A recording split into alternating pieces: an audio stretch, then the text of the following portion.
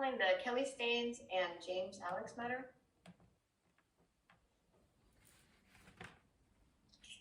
You saved the best for last. Oh, we have one more actually coming back. Oh, do we? Okay. Yes. They're not quite at the very end. Yes. Good morning. Morning. Thanks, Your Honor. Making a special appearance again. Your Honor, I appreciate the meeting, but your clerk, Ronnie, and her subordinates have returned all of my documents. This is a Sixth Amendment violation, and it's a simple 1983 case against the clerks. I'm not going to cure it either. I have no further actions of this court because you unlawfully remove the evidence from the court. This is a direct violation and denies me access to the court. I am, however, taking the next steps in the process. As a result of the actions of the clerk, we have nothing further to discuss on this particular topic. However, there is a pressing matter with the court in regards to a fraudulent document that has been reported to be in order. Your Honor, as a judge, you have the authority to remove this fraudulent document right now.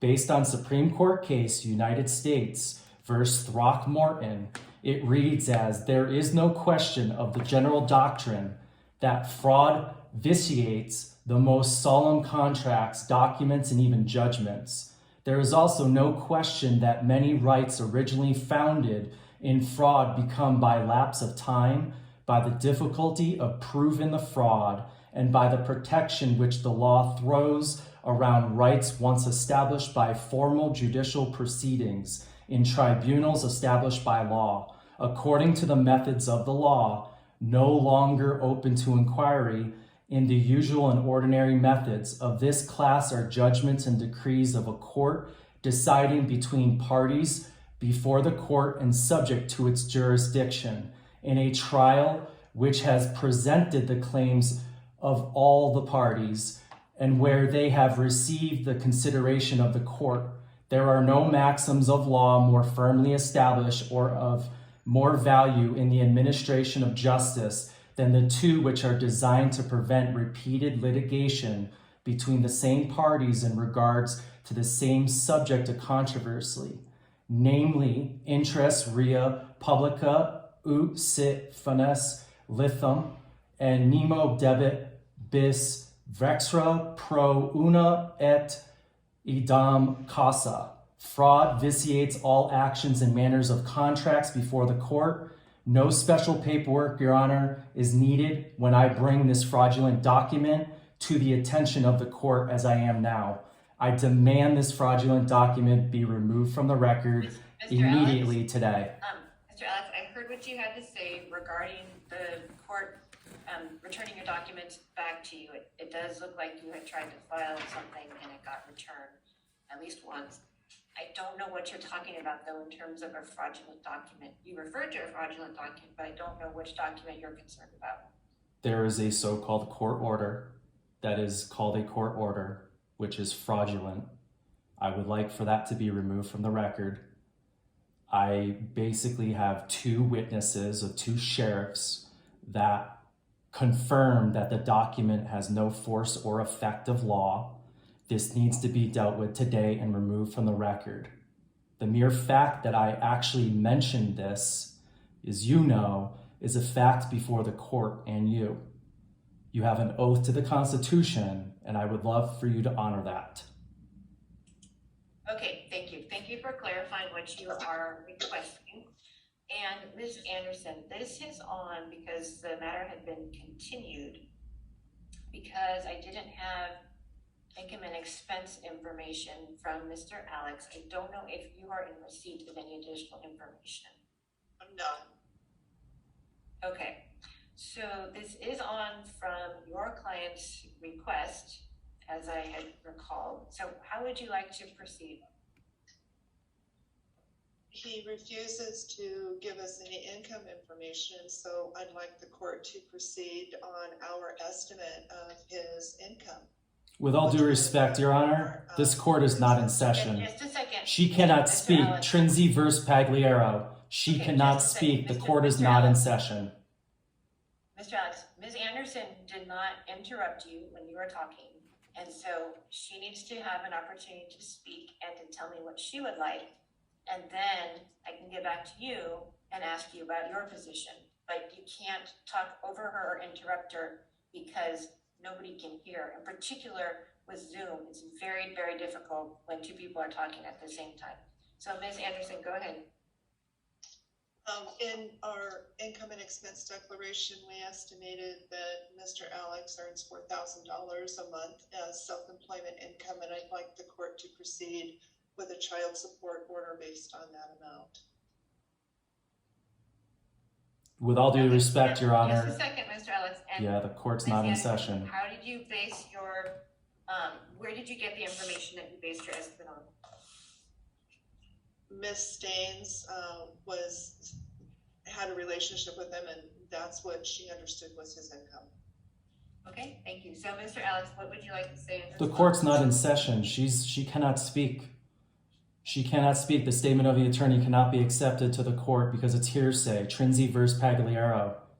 The court is not in session, Your Honor.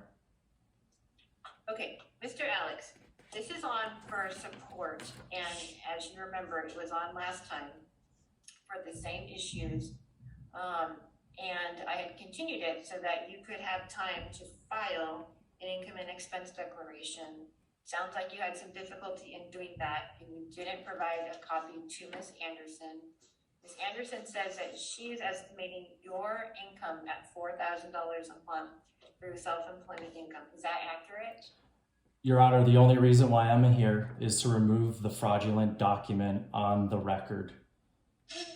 I am here to remove the fraud that is on this case. I'm asking you a question, Mr. Alex. I am answering that question and why I am here. I'm making a special appearance to remove the fraudulent document from the Alex, record. You didn't answer my question. My question was not about the document, which I asked about earlier. My question was about whether or not the estimate of your monthly self-employment income is approximately $4,000. I'm not interested in that. So the issue is on for support. This is on for child support. And the issue is how much support should be paid. And the court makes orders regarding support based on the party's income, in large part based on their income. And I don't have any information about your income. And I told you last time that at this hearing, we would be discussing this again. You were to file your income and expense declaration prior to this hearing. And I said at that time that I would use the best estimate that is available from Ms. Anderson if you didn't file the document. And so I gave you the time to file it. And now I'm asking you if her estimate is accurate. As a result of the actions of your clerks, I have nothing further to discuss on this topic. There's a Sixth Amendment violation against me. All my documents have been returned.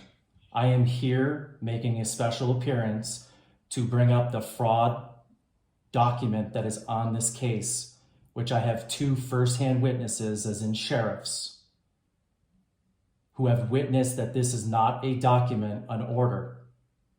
I would like for this document to be removed from the record. I'm demanding it to be removed from the record. If you are referring to the court's past orders, specifically the order that was made on January 3rd, that was the order that I made.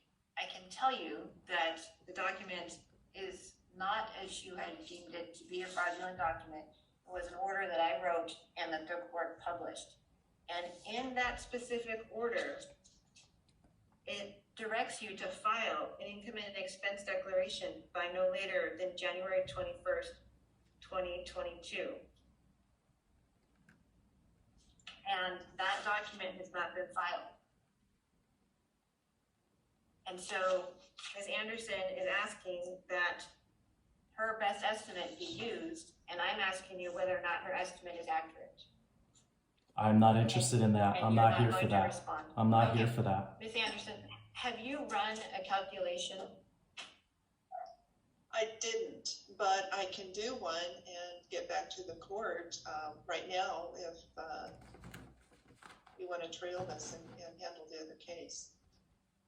Okay, I can do that. I can trail this if you want to go ahead and run the calculation, and we'll see what the numbers end up looking like based on your best estimate of Mr. Alex's income, which he is not providing to either the court or to council.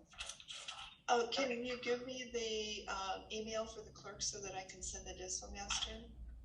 Or actually, it's gonna be next house. Okay, it's DEPT. Do you have a piece of paper? Okay. It's DEPT10@saccourt.ca.gov.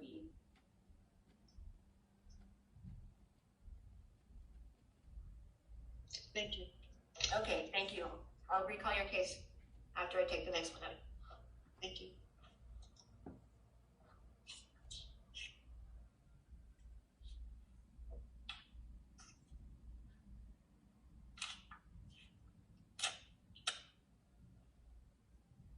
Okay, so, Ms. Daines and Mr. Alex, you can go ahead and, put yourself back on mute and turn off your video. I'm going to call the other case on the calendar, which is the Diaz matter, Jessica Diaz and Elias Diaz. Good morning, Your Honor. We have reached